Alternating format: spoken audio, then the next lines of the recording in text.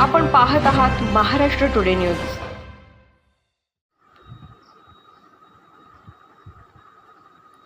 नमस्कार, स्वागत आहे आपलं महाराष्ट्र टुडे न्यूज मराठी या वृत्तवाहिनीवर। पाहूया महाराष्ट्रातील काही विशेष घडामोडी।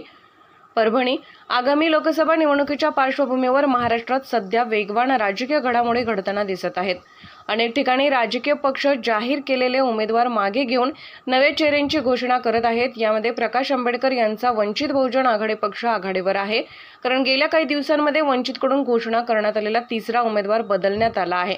वंचितने गुरुवारी परभणी लोकसभा मतदारसंघातील आपला उमेदवार बदलत नवा ट्विस्ट आणला।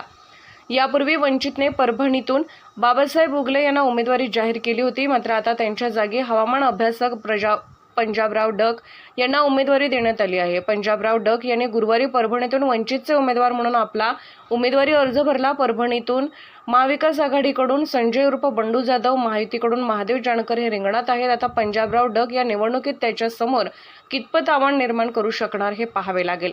वंचित बहुजन आघाडीकडून आतापर्यंत 19 लोकसभा मतदारसंघामध्ये उमेदवारी जाहीर केली आहे, त्यापैकी 3 उमेदवार वंचितकडून बदलण्यात आले आहेत। रामटेकमध्ये वंचितकडून यापूर्वी शंकर चहांदे यांना उमेदवारी देण्यात आली होती, मात्र तांत्रिक कारणामुळे माघार घेत असल्याचे सांगत शंकर चहांदे यांनी काँग्रेसचे अपक्ष बंडखोर उमेदवार किशोर गजभिये यांना जाहीर पाठिंबा केला होता। तर यवतमाळ वाशिम लोकसभा मतदारसंघात वंचितने पूर्वी सुभाष पवार यांना रिंगणात उतरवले होते, मात्र त्यानंतर वंचितने अचानक निर्णय बदलत अभिजित राठोड या तरुण चेहऱ्याला संधी देण्याचा निर्णय घेतला होता। महाराष्ट्र टुडे मराठीसाठी ब्युरो रिपोर्ट मेहबूब शेख, परभणी।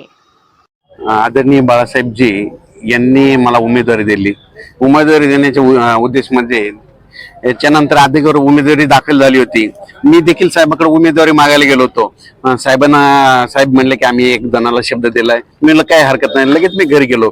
पण त्याच्यानंतर पुन्हा परभणी जिल्ह्यामध्ये सर्व केल्याच्या नंतर परत लक्षात आलं की विनिंगचा उमेदवार कोण आहे, तर विनिंगचा उमेदवार पंजाब डक आहे म्हणून असं तिथं सगळे रिपोर्ट गेल्याच्या नंतर म्हणजे ह्या निवडणुकीमध्ये म्हणजे कसं झालं, परिस्थिती अशी आहे, हे जे पहिले जे उमेदवार आहेत काही प्रस्थापित आहेत, काही बाहेरचेच आहेत, म्हणजे प्रॉपरचा इथला ह्या परभणी जिल्ह्यातला कोणीच नाही आणि बाहेरच्या असल्यामुळं आता सध्या हे परभणीकर संपूर्ण परभणी लोकसभा मतदारसंघ यावेळेस एक गरीब मराठा शेतकऱ्याच्या उमेदवाराला निवडून देणार आहे, एवढं मी सांगू शकतो।